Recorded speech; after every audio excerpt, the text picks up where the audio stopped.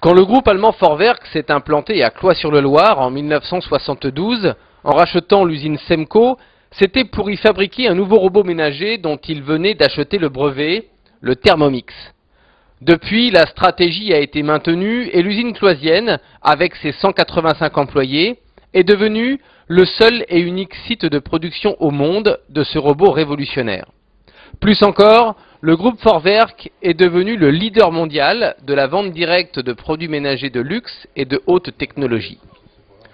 Autant dire que du chemin a été parcouru depuis la création du groupe en 1883 par les frères Vorwerk, d'abord spécialisés dans la moquette et les tapis. Puis un jour, les deux frères ont décidé de fabriquer un outil pour nettoyer ces tapis et les voilà devenus inventeurs de l'aspirateur balai. Mais il fallait encore trouver un mode de commercialisation. Ce principe de la vente directe, les frères Vorwerk sont allés le chercher directement à la source, aux États-Unis, chez un grand fabricant de boîtes en plastique pour la cuisine, où ils ont envoyé un de leurs fils y travailler pendant quelques années, le temps de maîtriser toutes les ficelles. Et à voir les chiffres du groupe, une chose est sûre, la sauce a bien pris.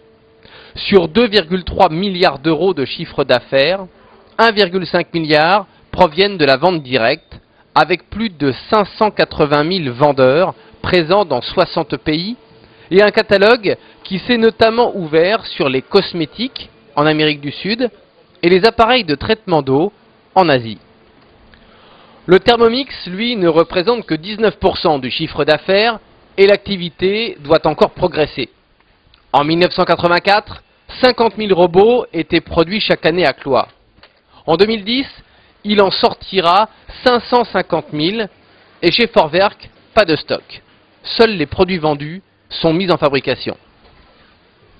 Le marché français du Thermomix ne se classe qu'en 4e position après l'Allemagne, l'Espagne et loin devant l'Italie. En 2002, 15 000 Thermomix étaient vendus dans l'Hexagone contre 65 000 en 2009. L'objectif est clair, arriver à être présent dans un foyer sur 4 contre un foyer sur 20 aujourd'hui. Les 2254 vendeurs présents en France n'y suffiront pas. À terme, cet effectif devra être doublé et la chaîne d'encadrement sera adaptée. Reste que l'outil de production doit aussi suivre. Pour cela, d'importants investissements sont réalisés. Cette année, pendant les congés, on a investi 1,5 million d'euros dans la chaîne d'emballage que vous venez de voir. Ici, la dernière presse qui est arrivée hier, 650 000 euros. Et en 2008, en fin d'année 2008, on a racheté une deuxième chaîne de fabrication du Thermomix qui représente environ 1 400 000 euros. L'objectif de tout ça, d'une part augmenter la capacité bien sûr, et bien souvent sur des investissements, on fait en sorte que ça évite la pénibilité des travailleurs. On a vu au niveau de l'emballage par exemple, où tout le côté pénible, tout le côté manuel pénible a été éliminé et robotisé. Alors que toutes les autres marques ont fait le choix d'une production asiatique, le groupe Vorwerk, lui, est le seul à être resté en Europe. Le savoir-faire allemand, la robustesse et la qualité de fabrication ont fait la renommée de plusieurs marques de voitures, mais pas seulement. Le Thermomix s'inscrit dans la même lignée. Ce moteur, c'est un moteur à reluctance. Un moteur à reluctance, c'est un moteur qui n'a pas de charbon, donc pas d'usure mécanique. Il a une commutation entièrement électronique. C'est un moteur qui a une durée de vie d'environ 10 fois supérieure à un moteur normal, qui tourne de 40 à 10 000 tours minute dans les deux sens en conservant toujours sa puissance. C'est le seul appareil de Thermomix, c'est le seul appareil électroménager au monde à être équipé d'un moteur à reluctance.